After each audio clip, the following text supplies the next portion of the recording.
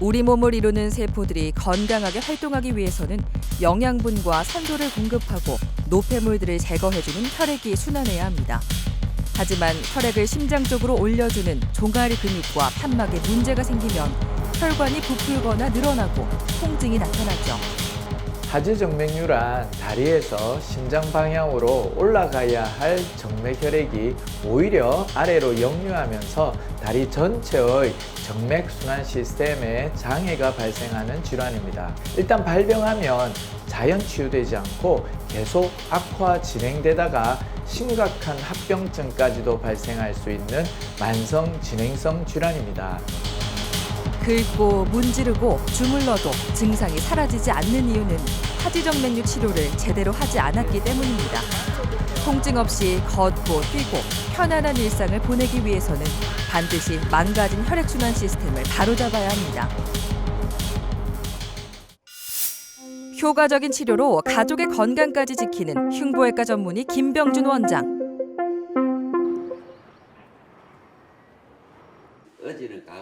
부녀지간인 박홍식 씨와 박상현 씨에게는 공통적인 고민이 있습니다. 바로 하지정맥류 증상이 있는 건데요. 일상에 지장을 줄 정도라고 합니다. 운동을 한다든지 이러면 되게 무겁고 밤에 한 찌 내리는 거 비슷하다 해가지고 잠이 탁탁 깨요.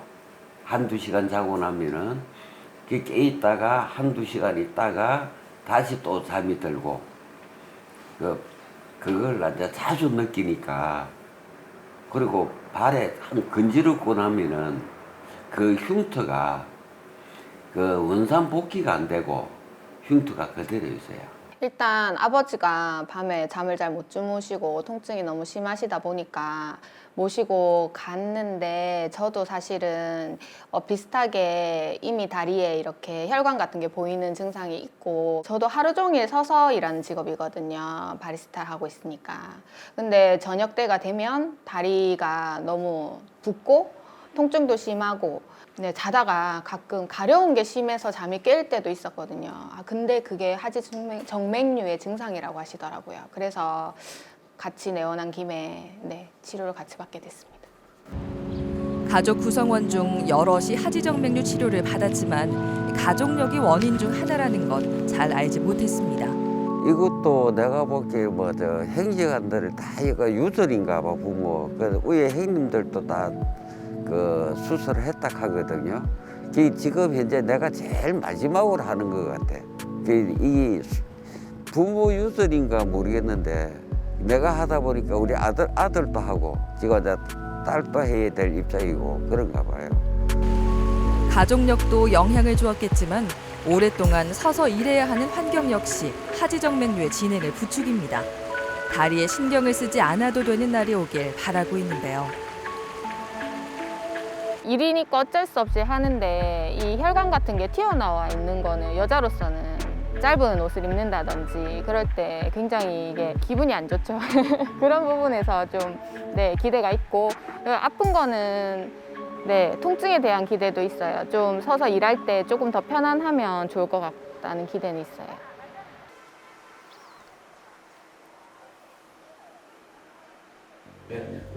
장시간 같은 자세로 서 있거나 앉아 있으면 혈액의 이동을 돕는 판막에 가해지는 압력이 커져 혈액순환에 어려움이 생길 수밖에 없습니다.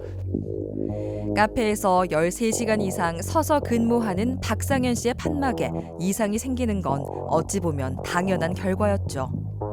다리가 항상 무겁고 종아리가 많이 아팠어요. 그리고 혈액순환 때문에 피부에 가려움증이 많았고 그렇기 때문에 다리가 많이 붓는 것을 많이 느꼈죠. 혈관 초음파 검사를 해보니까 양측 대복제 정맥과 양측 소복제 정맥에서 피의 역류도 많고 그리고 종아리 안에 하지정맥류 혈관들도 많이 생긴 상태로서 3기 하지정맥류에 해당하는 상태입니다.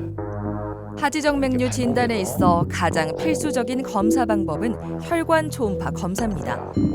해당 부위에 탐촉자를 올려놓고 이동하면서 정맥류의 직접적인 원인이 되는 판막의 손상 유무, 혈류 방향과 형태, 역류 시간 등을 확인해 환자 개개인에게 가장 적합한 치료 계획을 수립할 수 있게 해주는데요. 과거 마트를 운영하면서 오랫동안 서서 일했던 박홍식 씨의 다리도 꼼꼼히 살펴봅니다. 사진으로만 봐도 하지정맥류가 상당히 진행된 걸 알 수 있습니다. 피부 변색은 하지정맥류의 합병증에 속하기도 하죠.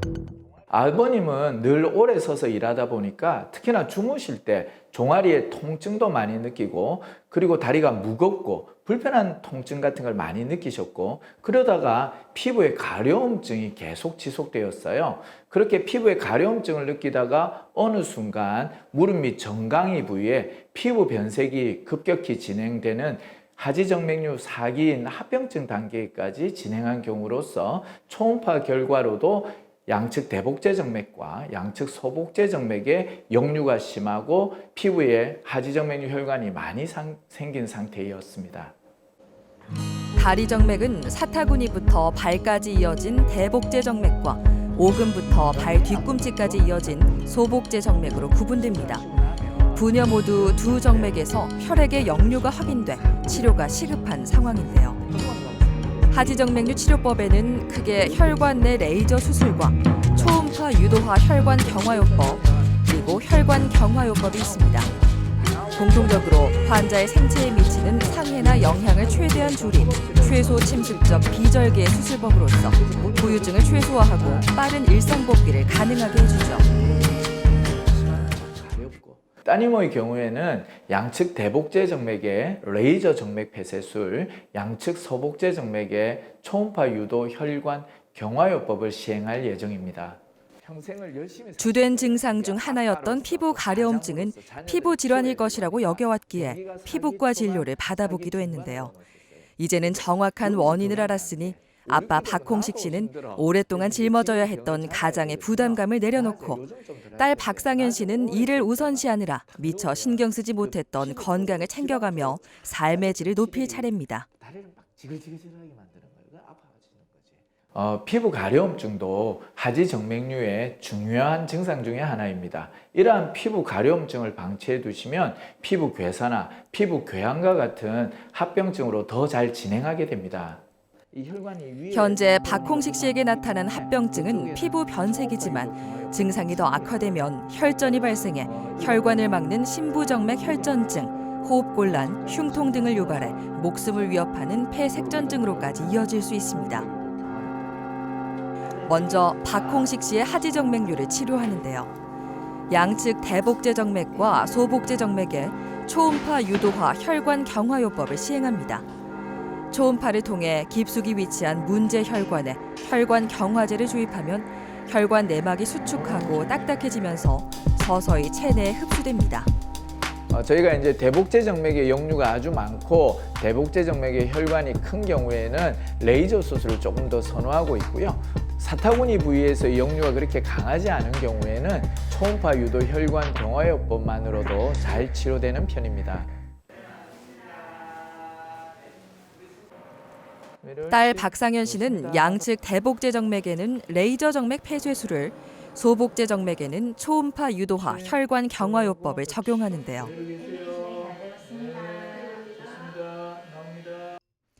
레이저 정맥 폐쇄술은 머리카락 굵기의 광섬유를 통해 문제 혈관 내벽에 레이저를 직접 조사함으로써 늘어난 정맥의 굵기를 줄여 폐쇄하는 치료법입니다.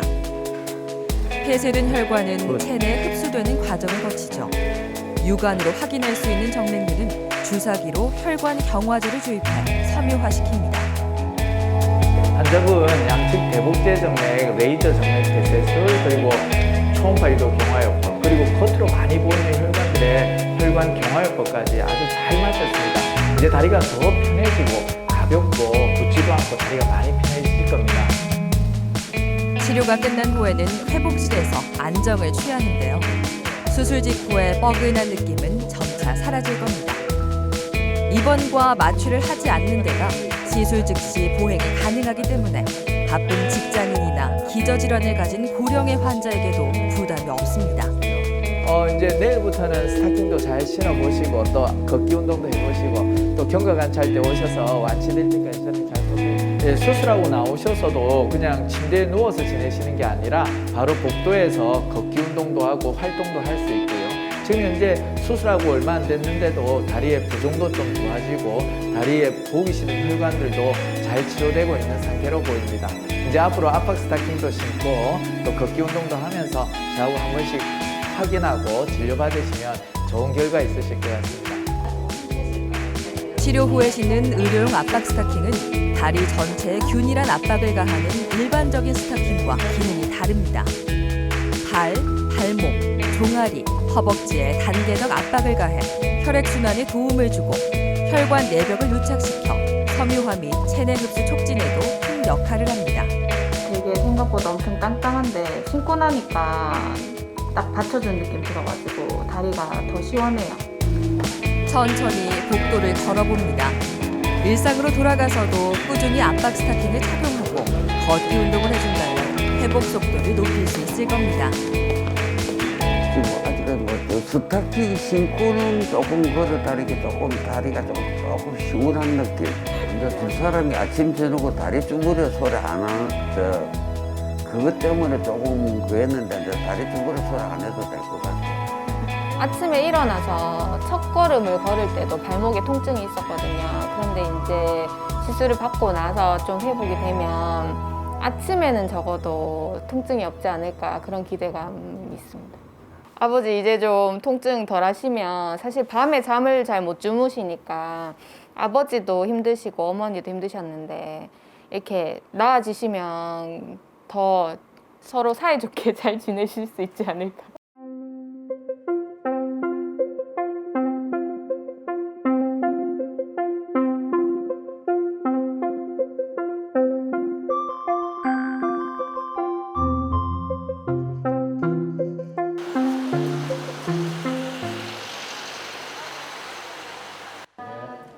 하지정맥류의 외형적인 증상은 혈관이 도드라지는 겁니다. 평소 서너 시간씩 서서 근무한 이종태 씨의 종아리가 울퉁불퉁해진 건 꽤 오래전부터인데요. 견딜만하다고 여겨 치료를 미뤄왔지만 이제는 치료의 필요성을 절실하게 느낍니다. 이게 다리가 좀 그런 지는 한 5년 됐는데 그래도 뭐 아직 좀 견딜만해서 견디는데 이제 저작년부터 걸레 와가지고 이제 좀 걸음을 많이 걸으면은 뒷다리가 땡기고 또 자다가 좀 저리는 수도 있고 그래서 이제 또 한 번씩 주물면 또 낫고 근데 지금 다리에 참 옷을 입고 있었기 때문에 그렇지 그냥 이 젊은 아들 같은 경우는 좀 다리를 내놓고 있으면 흉스럽지. 예. 그런데 우리 이거는 시술을 꼭 하긴 해야 돼. 우리 건강상에도 좋고 또 보기에도 좀 제가 봐도 어떨 때는 보면은 좀 흉스러워. 내가 휴대폰에도 사진도 찍어놔보고 했지만은 내가 보면은 좀 불룩불룩한 게 안 좋아요. 이거는 또 그것보다도 뭐 좋고 안 좋고 간에 이 정맥이 금당이니까 시술해야 돼. 네, 한다고 생각해요. 혈관 돌출이 나타났다면 일반적으로 하지정맥류가 상당히 진행된 것으로 봅니다. 심장으로 가는 혈액이 역류해 정맥 내부의 압력이 증가하면 정맥혈관이 늘어나기 때문이죠. 이때 늘어난 혈관이 피부 밖으로 돌출돼 나타나는 겁니다. 물론 모든 하지정맥류 환자의 혈관이 튀어나오는 건 아니지만 이종태 씨는 드러나는 경우에 속했죠. 왼쪽 종아리는 문제가 없어 보이지만 오른쪽 종아리는 혈관 돌출이 심해 여름철에 반바지를 입기 어려울 정도입니다. 안녕하세요. 하지만 보이는 증상과 느껴지는 증상은 하지정맥류의 정확한 진단 기준이 될 수 없기 때문에 혈관 초음파 검사로 발병 여부와 진행 상황을 알아봅니다. 땡기고 그죠? 저기 까만 동그라미 하나 위에 보이시죠, 아버님? 저게 원인 혈관인데 저게 지금 많이 병이 들어 있어요. 제가 짤 때 파란색 다음에 이렇게 빨갛게 나오죠, 아버님? 더플러 소리 한번 들어볼게요, 아버님. 업데이트. 이게 짜고 이렇게 놓을 때 빨갛게 되면서 색깔이 나오죠, 아버님. 예, 스탑. 요거예요. 지금 피가 올라갔다가 지금 많이 아래로 역류하고 있거든요. 그 종아리에 울퉁불퉁 튀어나온 혈관들이 많이 심하셨죠. 이제 그 튀어나온 하지정맥류 혈관 주변으로 조금만 걸으면 통증도 많이 심하고 다리에 불편감도 많으셨어요. 젊으실 때는 크게 불편한 증상을 못 느끼시다가 나이가 드시면서 이 하지정맥류가 점점 악화되거든요. 그러면서 불편한 증상을 최근에 많이 느끼게 되셨어요. 혈관 초음파 검사를 해보니까 우측에 소복제 정맥이라고 하는 오금에서 종아리로 내려오는 하지정맥류의 원인 혈관에서 정맥혈의 역류가 굉장히 심한 편이었습니다. 그래서 이제 그런 역류 때문에 하지정맥류가 일반인보다 더 심하게 나타나는 경우고요. 그러면서 그런 하지정맥류들이 다리를 뺑 돌고 앞으로 돌아서면서 앞쪽에 있는 대복제 정맥까지 침범당하고 또 대복제 정맥의 역류도 많이 진행되고 있는 상태였습니다. 이종태 씨는 혈압이 정상치보다 높습니다. 고령이면서 기저질환이 있는 경우에는 일반인들보다 치료 선택의 폭이 좁아질 수밖에 없는데요. 현대 하지정맥류 치료는 나이와 기저질환에 영향을 주지 않도록 발전했습니다. 하지정맥류의 치료 분야에서도 현대의학의 눈부신 발전처럼 많은 발전이 있었습니다. 최근에는 병원에 입원하여 전신마취, 척추마취, 수면마취와 같은 무리한 마취나 피부 절개를 통해 정맥혈관을 제거하는 수술을 하지 않고도 하지정맥류를 치료하는 방법들이 개발되어져 있습니다. 가장 대표적인 방법 중에 하나가 초음파 유도 혈관 경화요법입니다. 초음파를 보면서 하지정맥류 원인 혈관에 혈관 경화제를 주사하여 병적인 혈관을 경화시켜서 흡수시키는 방법입니다. 특별한 마취가 필요 없어서 입원하지 않고 외래에서도 편안하고 안전하게 시행할 수 있는 주사요법입니다. 우측 대복제 정맥과 소복제 정맥에 초음파 유도화 혈관 경화요법을 시행합니다. 초음파를 보면서 혈관의 정확한 위치와 치료 부위를 확인해 일정량의 주사제를 주입하는데요. 기존의 수술 방법으로는 치료하기 어려웠던 미세혈관까지 꼼꼼하게 경화합니다. 옳지, 멋집니다. 예, 아버님 잘 끝나셨거든요. 예, 아버님 누워 계십시오. 네. 하지정맥류 치료 후 이종태 씨의 일상은 의료용 압박 스타킹을 신으면서 시작됩니다. 치료 효과는 잘 나타나고 있을까요? 가볍고 뭐 아무 증상도 없고 이상이 없었는 것 같아요. 예. 지금으로 봐서는 뭐 내 기분이 뭐 진짜 100% 좋아. 뭐 그러니까 뭐 아픈 거 증상도 지금 안 보이고 아무렇지도 않은 그 뭐 좋네. 다리가 아플 때는 집 근처 공원을 찾는 것도 귀찮게만 느껴졌습니다. 이제는 가벼워진 다리로 어디든 갈 수 있게 됐는데요. 앞으로 하고 싶은 일이 많습니다. 이제 뭐 참 직업도 오랫동안 했고 이제 좀 편안히 쉬면서 나이도 있고 하니까 좀 저는 텃밭 같은 거나 가꾸면서 내가 무농해로 먹을 수 있는 그런 뭐 채소도 깎아보고 좀 이제 즐겁게 행복한 생활을 해보고 싶어요.